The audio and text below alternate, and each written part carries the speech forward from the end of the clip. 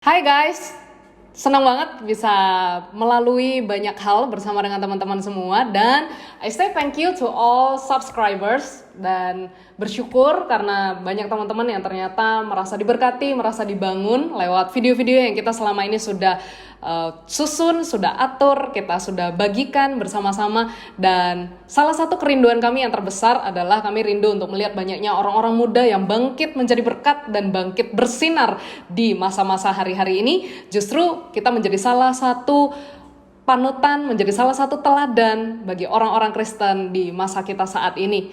Dan oleh karena itu, I say thank you buat semua subscriber dan untuk teman-teman yang barusan ikut subscribe, like, and share video-video kita. Kalau kamu merasa dibangun, kamu merasa diberkati, kamu bisa share ke teman-teman kamu, terutama juga untuk orang-orang muda, karena semua kita, mari kita sama-sama jadi orang-orang muda yang saling memberkati satu sama lain. Nah, hari ini, pada kesempatan kali ini saya rindu untuk bisa share tentang financial in our life pastinya. Saya serius banget dengan area keuangan. Kenapa? Karena segala sesuatu dimulai dari sejak dini. Kalau misalnya kita berpikir bahwa kita adalah orang-orang yang masih muda, nantilah nabung itu di saat sudah butuh, nantilah kita nabung itu di saat kita sudah mulai beranjak usia, kita sudah mulai makin dewasa, kita sudah punya keluarga, kita baru mulai nabung. No. Sebenarnya menabung itu harus dimulai dari sejak saat ini juga.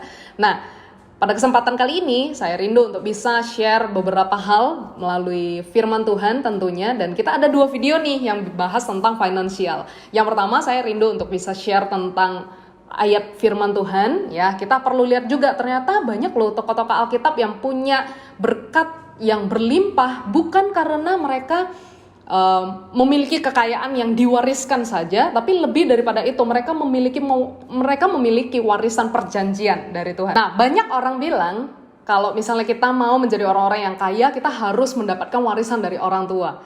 Oh, jangan salah. Justru kadang-kadang kita harus berpikir bahwa ternyata nggak semua orang menjadi kaya itu berasal dari warisan. Bisa jadi itu mulai dari kita.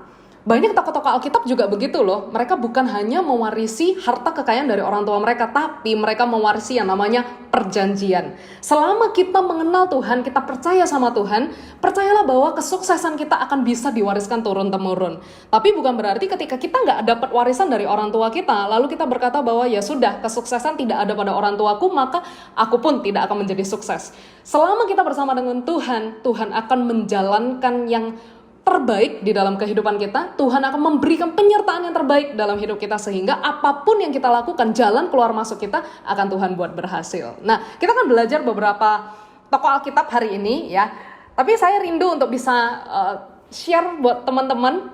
Teman-teman harus tahu dulu kalau kita jadi orang-orang muda yang work hard, jangan sampai kita work hard without work smart. Kalau misalnya kita mau bekerja keras, ingat kita harus bekerja keras dengan cerdas. Bukan hanya bekerja keras saja, karena bekerja keras saja itu membuat kita hari ini kita bekerja keras, tapi kita belum tentu akan melihat hasilnya nanti di ujungnya. Oleh karena itu, bekerja keras, jangan sampai tidak bekerja cerdas. Nah, ada 3 tokoh Alkitab yang aku pengen share. Yang pertama adalah Ishak. Kita buka dulu yuk, di Kejadian pasal 26. Kejadian pasal 26. Ishak dan Abimelek. Nah, di perikop ini diceritakan tentang Ishak dan Abimelek, di mana Ishak menggali sumur yang adalah sumur Abraham. Kita pernah tahu dong momen di mana si Abraham memiliki banyak harta kekayaan dan punya banyak sumur. Tapi di masa itu, setelah Abraham sudah selesai dengan usianya, Ishak yang akhirnya lahir. Tapi Ishak tidak mengabaikan apa yang pernah dibangun oleh Abraham sebelumnya. Di Kejadian pasal 26 ayat ke-12 sampai 13 ada dikatakan begini, maka menaburlah Ishak di tanah itu, dan dalam tahun itu juga ia mendapat hasil 100 kali lipat, sebab ia diberkati Tuhan. Ayat ke-13, dan orang itu yaitu Ishak menjadi kaya, bahkan kian lama kian kaya, sehingga ia menjadi sangat kaya. Lihat bahwa ada 3 frase di sana, katanya menjadi kaya, kian lama kian kaya, lalu menjadi sangat kaya. Di dalam prosesnya, tidak ada orang yang tiba-tiba secara instan langsung jadi kaya atau sangat kaya. Pasti ada stepnya, ada tangganya. Tapi ingat, Ishak di ayat ke-12 dikatakan menabur di tanah itu. Seringkali kita berpikir, apa yang sudah dibangun oleh papa kita punya bidang yang berbeda. Saya berdoa di saat teman-teman dengar video ini, teman-teman bisa melihat ada banyak area setiap kita, our own battles, every one of us has our own war. Setiap kita punya peperangan kita masing-masing, setiap kita punya perjalanan hidup kita masing-masing. Papa kita punya track seperti apa, kita punya track seperti apa, bisa jadi berbeda. Tapi bisa jadi juga sama. Makanya kita perlu bisa tentukan sendiri, pilih sendiri, sesuai dengan kehendak Tuhan di dalam kasih karunia-Nya, kita mau menjalankan apa yang papa kita sudah jalankan, atau kita mau menjalankan sebuah bidang baru yang berbeda dengan papa kita. Kalau misalnya kita sudah punya papa yang sudah punya pabrik, punya perusahaan, punya hal-hal yang mereka sudah bangun sejak mereka muda, mungkin kita jadi orang-orang muda di zaman now kayak gitu ya, berbeda dengan kesukaan dan passionate dari papanya kita. Seringkali kita berpikir, aku nggak bisa nih bidang papaku, ya sudahlah aku cari bidang lain yang aku bisa dan aku suka. Tapi ternyata papa kita sudah membangun di titik poin tertentu. Kalau kita lari dari panggilan papa kita, bukan berarti kita nggak bisa sukses sih, bisa aja. Tapi bisa jadi apa yang papa kita sudah bangun, bisa jadi membuat kita naik ke titik poin berikutnya. Kita harus bisa temukan titik temunya antara apa yang sudah papa kita bangun dengan apa yang kita bangun hari ini. Bisa jadi Tuhan malah menentukan kita untuk menjadi ahli waris dari papa kita. Apa yang papa kita sudah bangun, justru kita tinggal meneruskannya, tidak lagi harus mengulang dari awal. Nah, oleh karena itu, saya pengen share tentang si Ishak ini ya. Dia menjadi seorang anak muda yang membangun, bekerja keras, tapi jelas. Kita seringkali berpikir ya, kita kalau mau jadi orang-orang muda, kita mau jadi orang-orang yang bekerja keras. Tapi kita perlu tilik lagi, selidiki dulu, kita bekerja keras ini jelas gak ujungnya?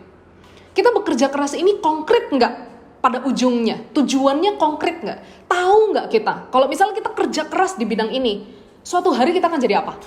Suatu hari kita akan menempuh apa? Suatu hari kita akan kemana? Ishak ini tahu jelas, dia bekerja keras, tapi dia juga tahu jelas dia akan kemana. Makanya seketika muncul tantangan baru, ketika ada orang yang mengambil sumur, kan ada ya momennya di Kejadian pasal berikutnya, di mana ketika Abimelek ini mengambil sumur-sumur yang sudah digali sama Ishak. Ayo kita sama-sama lihat ya, di ayat ke-17. Jadi pergilah Ishak dari situ dan berkemalah ia di lembah Gerar, dan ia menetap di situ. Kenapa? Karena sebelumnya di ayat ke-16 dikatakan, lalu kata Abimelek kepada Ishak, pergilah dari tengah-tengah kami, sebab engkau telah menjadi jauh lebih berkuasa daripada kami. Ketika Abimelek tahu Ishak menggali sumur Abraham, dan dia tahu dari sini nanti dia akan diberkati, maka si Abimelek mencuri atau mengambil apa yang sudah dilakukan dan dibangun sama Ishak. Ketika tantangan muncul, Ishak tidak langsung merasa, aduh berarti ini bukan bidangku nih, ini punya papaku, aku sudah membangun ini, aku sudah menggali kembali sumurnya. Oh ternyata aku gagal. Ketika tantangan muncul, dia nggak langsung serta-merta down, lalu bangkrut, lalu hilang dari peredaran. Enggak tuh, dia pergi, dia menghindar dari tempat itu, tapi dia kembali menggali sumur yang lain, yang adalah milik papanya juga. Sekalipun tantangan muncul, ketika seseorang bekerja keras dan tahu jelas kemana dia akan pergi, maka perhatikan baik-baik, orang ini akan tetap bekerja keras. Sekalipun tantangan muncul, dia tahu bagaimana dia harus menghadapi, menyingkapi, dan dia harus membangun kembali. Nah, si Ishak ini tahu betul dia akan kemana, dia tahu betul, jelas betul apa yang dia kerjakan harus dibangun dan terus-menerus dibangun. Karena dia tahu ini adalah bidang papanya, dan dia akan menjadi sangat diberkati ketika dia melanjutkan apa yang papanya sudah bangun. Nah, lalu tokoh berikutnya adalah Yakub. Nah, di Kejadian pasal 28, Ketika Yakub sudah lari ke Mesopotamia momennya. Ini momen sudah selesai nih dari pergulatan antara Esau dan Yakub ya, yang mencuri berkat dari Ishak yaitu papanya sendiri. Lalu di momen si Yakub harus pergi ke rumah Laban dan akhirnya bekerja dengan Laban. Tahu nggak? Yakub bekerja dengan Laban selama 14 tahun lamanya. Seringkali kita berpikir bekerja itu harus lama ya. Bekerja itu harus setia ya. Oh betul. Yang pertama tadi poinnya adalah bekerja keras tapi harus jelas. Jangan sampai kita bekerja keras tapi kita nggak tahu jelas kita kemana. Yang kedua adalah tentang bekerja setia. Tapi lama setia belum tentu berkualitas. Lama belum tentu menghasilkan. Seringkali kita berpikir kalau kita bekerja lama di satu tempat maka berarti kita sudah sukses dan berhasil. Belum tentu. Tapi bekerja lama, setia, tapi berkualitas, itu bicara tentang setia adalah upgrading and improving.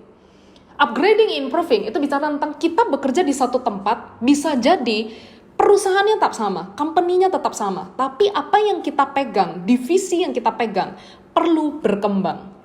Nah, kerja lama di suatu tempat belum tentu maju atau berkembang.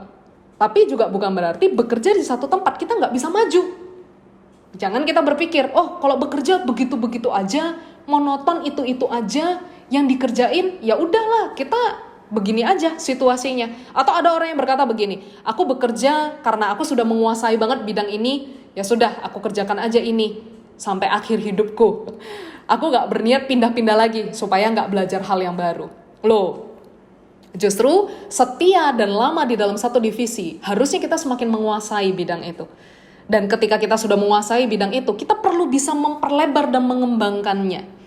Jadi bekerja setia, seperti si Yakub ini, bekerja 14 tahun loh dia bekerja, tapi dia tidak bekerja dengan cuma sekedar ya sudah, follower, ngikut aja apa yang disuruh dilakukan, tapi nggak pernah berkembang. Lihat, ada momen di mana si Yakub mengembangkannya dengan dia mengkawinkan binatang yang hewan yang satu, dan hewan yang lain supaya muncul jenis yang baru. Kita lihat ya di Kejadian pasal 31. Yakub lari dari Laban.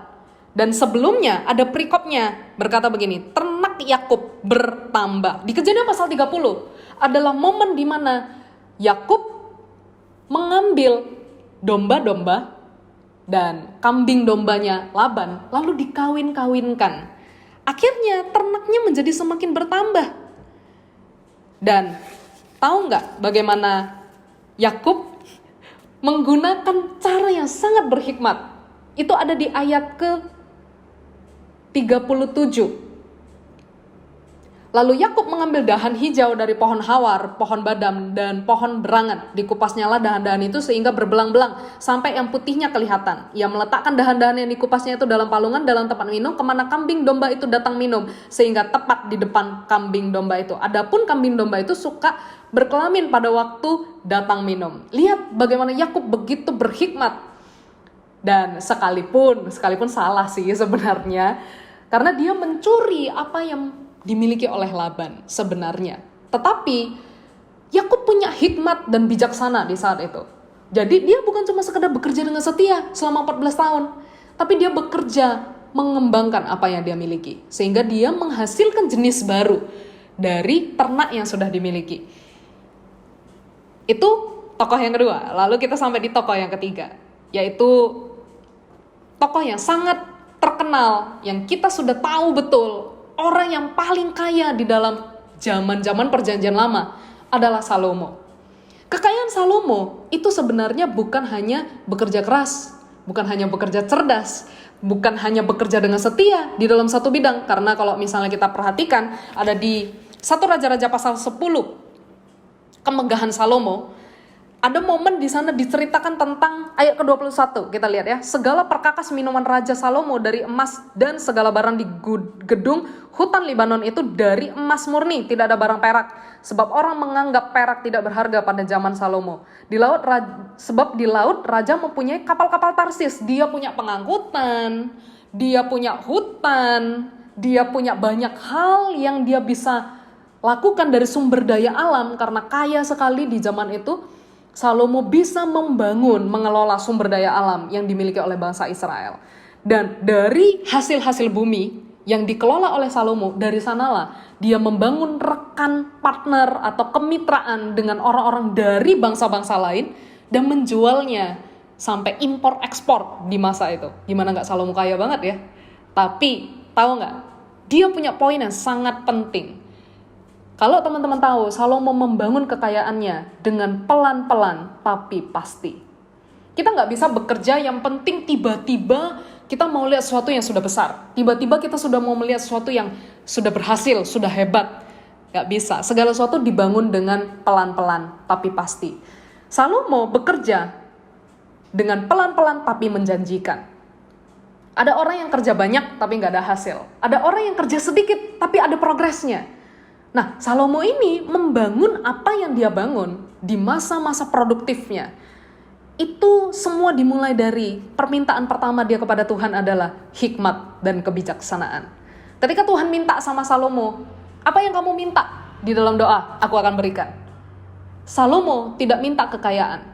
Salomo tidak minta banyak hal yang kita selama ini pikir. Kesuksesan, tips bahagia, kunci sukses, kunci berhasil. Enggak. Salomo cuma minta satu, hikmat dan kebijaksanaan. Ketika kita bekerja di dalam keuangan kita, semua butuh hikmat dan bijaksana. Jadi, prinsip keuangan bukan nabung di saat kita butuh, tapi nabunglah di saat kita punya modal, pikiran kita, tenaga kita, usia kita, produktivitas kita masih utuh. Dan next video kita akan share tentang strateginya gimana sih untuk membangun keuangan dengan baik dari sejak kita muda. See you soon.